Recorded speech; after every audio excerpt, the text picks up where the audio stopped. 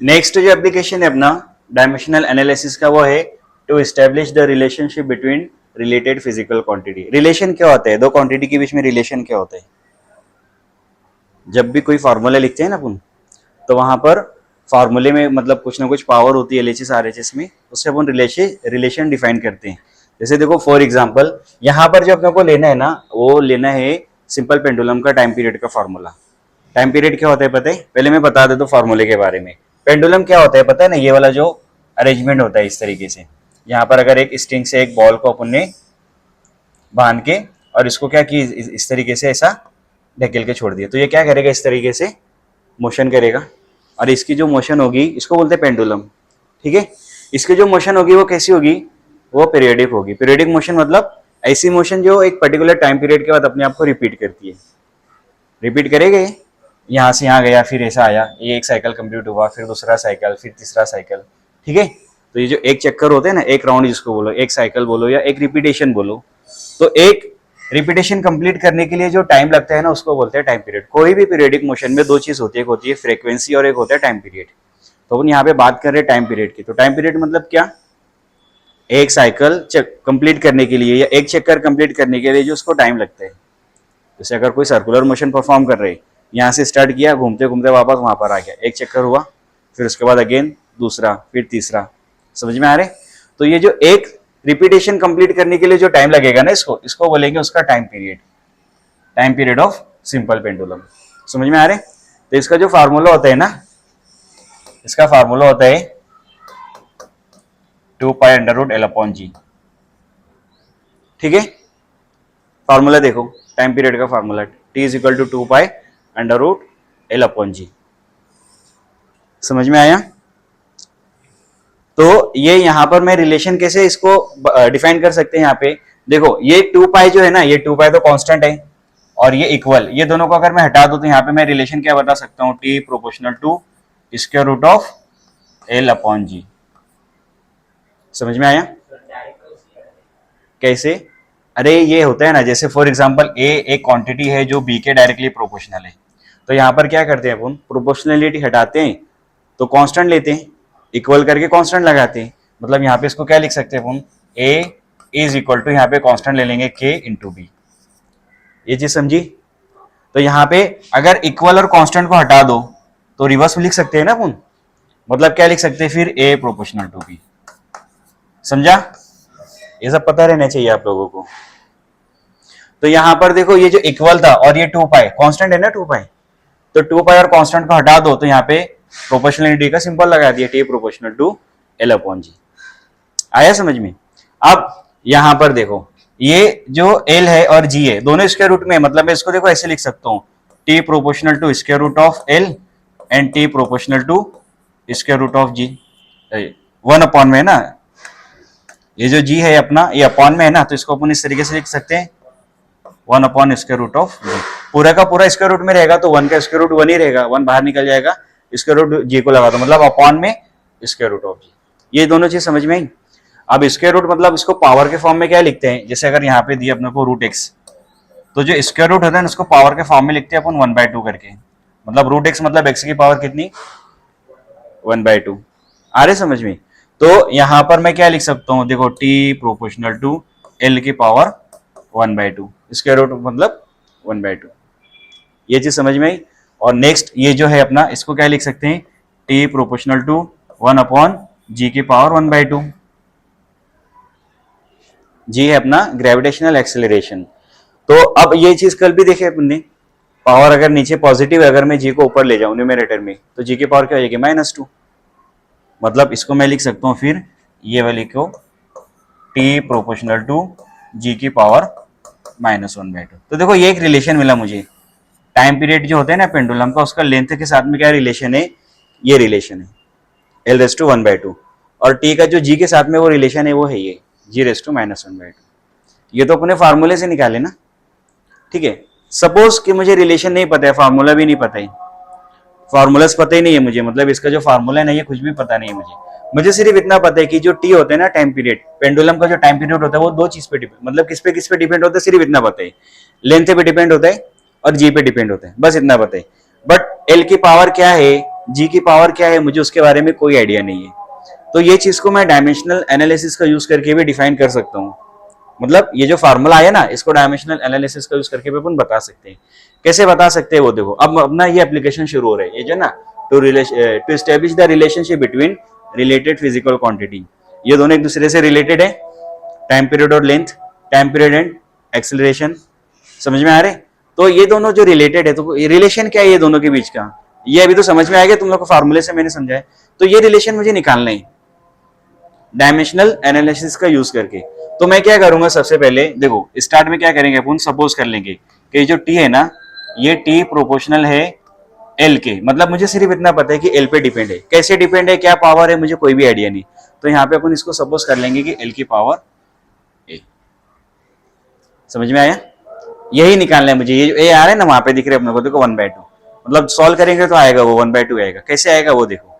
तो पहले अपन ने ये सपोज कर लिए। सेकेंड, टाइम पीरियड का जो रिलेशन है जी के साथ में, उसको भी सपोज कर लिया, उसको ले लिया पावर बी। इसको रफ कर दो अभी, ठीक है? देखो रहने तो उसको करेंगे बाद में। ये दोनों चीज समझ में आई? दोनों को क्या करो, कंबाइन कर दो। तो दोनों को कंबाइन कर दो तो टी प्रोपोर्शनल टू एल की पावर ए जी की पावर बी। समझ में आया? अब वही कंसेप्ट, प्रोपोर्शनलिटी हटाओ, इक्वल करो तो कांस्टेंट ले लो। तो यहाँ पे क्या हो जाएगा, ये टी इज इक्वल टू ये कांस्टेंट का K L raise to A G raise to B. यहां तक समझा? समझ में आया? अब देखो ये चीज अभी अपन ने पढ़े कि अगर कोई इक्वेशन डायमेंशनली करेक्ट है तो उसके जितने भी टर्म्स हो गए दोनों साइड में, सबका डायमेंशन सेम आएगा। अभी अपन ने पढ़े ना फर्स्ट वाले एप्लीकेशन में। तो यहाँ पे देखो इधर टी है, तो टी का जो डायमेंशन आएगा, तो ये जो पूरी टर्म है ना, कांस्टेंट को तो छोड़ दो, ये जो है L raise to A G raise to B, ये पूरी टर्म का डायमेंशन भी सेम आना चाहिए। और टी का डायमेंशन क्या आएगा, सिर्फ टी आएगा T1, एल एम क्या रहेगा उसके अंदर 0 रहेगा। मतलब अगर मैं इसको डायमेंशन के फॉर्म में लिखूं तो इधर इसका डायमेंशन क्या आएगा, ओनली टी आएगा। MLT के फॉर्म में लिखेंगे तो M0 L0 T1, ये हो गया टी का डायमेंशन। जो क्वांटिटी है ना उसका डायमेंशन रख दो सिर्फ। कांस्टेंट का तो कोई डायमेंशन होता नहीं है, कांस्टेंट का तो कोई डायमेंशन होता नहीं है, कांस्टेंट को एज इट इज। ये क्या है, लेंथ है, तो लेंथ का डायमेंशन क्या रहेगा, एल रहेगा, सिर्फ L1। ठीक है, तो इसको डायमेंशन के फॉर्म में लिखे MLT, तो L1 रहेगा, बाकी दोनों क्या रहेंगे, M और T 0 0 रहेगा। समझा? और नेक्स्ट उसके बाद है जी मतलब एक्सेलरेशन। कौन सा एक्सेलरेशन है वो, ग्रेविटेशनल एक्सेलरेशन है। तो एक्सेलरेशन कोई भी हो, एक्सेलरेशन का डायमेंशन कैसे रहेगा, सेम रहेगा। यूनिट क्या है, मीटर पर सेकेंड स्क्वायर, स्क्वायर है ना उसके अंदर, तो मीटर। यहाँ पे देखो इसको लिखो पहले MLT, तो मीटर और पर सेकेंड स्क्वायर, तो ये हो गया इसका डायमेंशन। और ये इसकी पावर क्या थी, एल की पावर ए थी, तो यहाँ पे मैंने लिख दिया एल की पावर ए, और जी की पावर क्या थी, जी की पावर। आ रहे समझ में?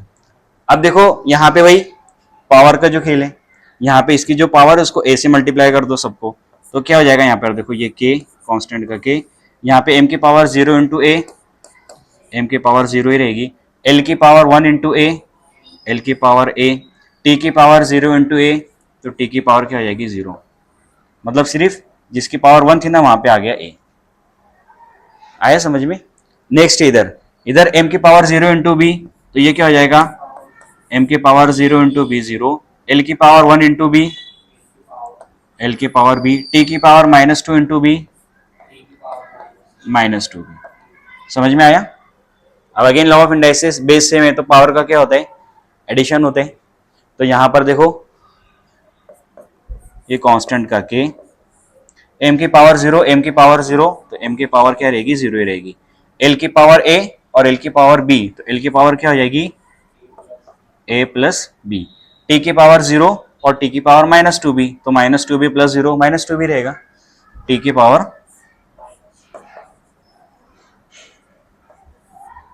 समझ में आया? अब देखो ये साइड देखो और ये साइड देखो, इधर क्या था अपना, इधर अपना डायमेंशन ये था M0 L0 T1, ये अपना LHS था और ये RHS है, और दोनों कैसे इक्वल है। अगर दोनों इक्वल है तो फिर यहाँ पे जैसे m की पावर 0 m की पावर 0, दोनों साइड में m की पावर 0, तो m की पावर तो 0 रहने वाली। l की पावर देखो इधर 0 है और इधर l की पावर क्या है, a प्लस बी। अगर दोनों इक्वल है दोनों साइड इक्वल है, तो इधर एल की जो पावर है वो इधर एल की पावर की इक्वल आना चाहिए। समझ में आ रहा है? इधर एल की पावर क्या आ रही है, ए प्लस बी, और इधर एल की पावर क्या आ रही है, 0। दोनों साइड को इक्वेट कर रहे हैं अपन, क्या कर रहे हैं, इक्वेट कर रहे हैं। तो ये जो ए प्लस बी है वो किसके इक्वल आएगा, 0 के। समझ में आ रहा है? दोनों एल की पावर है ना, इधर एल की पावर 0 है और इधर एल की पावर ए प्लस बी, मतलब दोनों की पावर सेम रहना चाहिए क्योंकि ये दोनों इक्वल है दोनों साइड। तो ये जो 0 है ये वो किसके इक्वल आएगा, ए प्लस बी के। तो यहां से मैं डायरेक्टली लिख सकता हूं फिर A plus B is equal to 0, first. समझ में आया? दूसरी चीज क्या, इधर टी की पावर 1 है और इधर टी की पावर क्या है, -2b, मतलब -2b किसके इक्वल आ जाएगा, 1 के। दोनों टी की पावर है ना, इधर टी की पावर 1 और इधर टी की पावर -2b, मतलब दोनों पावर सेम आना चाहिए, तो -2b इज इक्वल टू 1। समझा? तो यहां पे -2b इज इक्वल टू 1, इसको दे दे इक्वेशन 1 और इसको दे दे इक्वेशन नंबर 2। तो देखो -2b इज इक्वल टू 1 है, तो यहां से मुझे b की वैल्यू मिल जाएगी।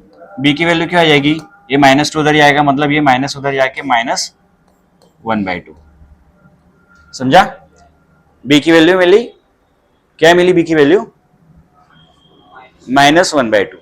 अब अगर b की ये वैल्यू मैं यहां पे रख दूं इक्वेशन फर्स्ट में, a plus B is equal to 0, तो क्या हो जाएगी इक्वेशन फर्स्ट, ये जो इक्वेशन फर्स्ट थी ना अपनी, वो क्या हो जाएगी, देखो इक्वेशन 1 बिकम्स a प्लस, और b की वैल्यू क्या है, -1/2 इज इक्वल टू 0। ये प्लस माइनस क्या हो जाएगा, माइनस हो जाएगा, a -1/2 इज इक्वल टू 0, तो -1/2 उधर जाके क्या हो जाएगा, +1/2। तो a की वैल्यू मिल गई 1/2, b की वैल्यू मिल रही है -1/2। समझा? अब ये जो अपन ने सपोज किए थे ना, ये वाला रिलेशन देखो, t is equal to k raise to l raise to a, k l raise to a g raise to b, तो l की पावर a, तो a कितना मिल रहा है अपने को, 1/2। तो ये वाली जो इक्वेशन थी ना, अब देखो अगेन मैं फार्मूला लिख रहा हूं फिर से, t is equal to k l की पावर a, तो l की पावर a कितना मिल रहा है अपने को, 1/2, l की जगह लिख दिया मैंने 1/2, और g की पावर b, तो b कितना है, -1/2, तो यहाँ पे g की पावर -1/2। समझा?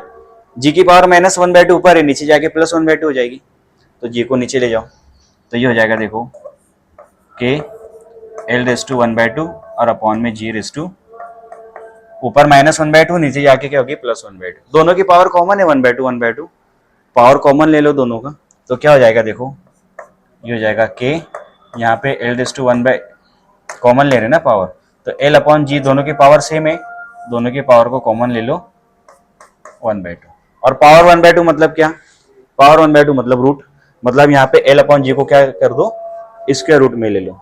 समझ में आ रहे?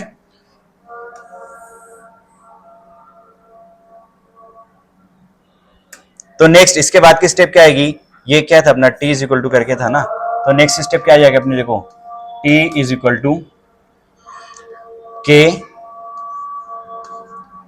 Square root of l upon g। समझा? और प्रैक्टिकली ये जो k है ना, इसकी वैल्यू आती है 2 पाई। ठीक है, तो प्रैक्टिकली जो वैल्यू आती है ना उसकी यहाँ पे पुट कर दो, k की जगह क्या रख दो, 2 pi square root of t is equal to 2 pi square root of l upon g। देखो मिला वही वाला फार्मूला। समझ में आया?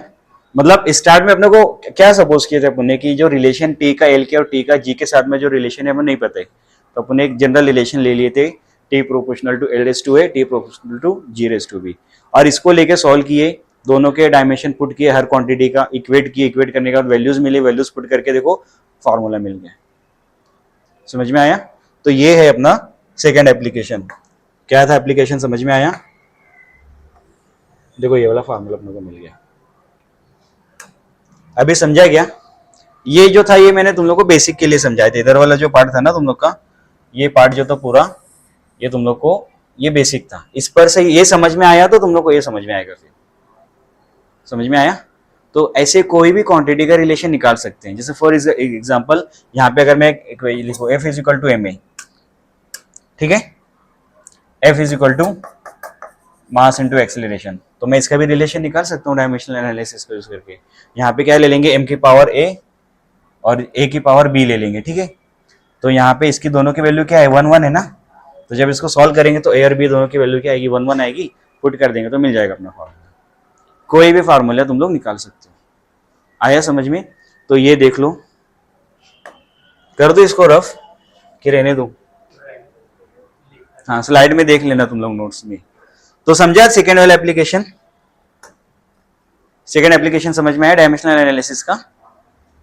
नेक्स्ट अब थर्ड वाला शुरू करेंगे अपन।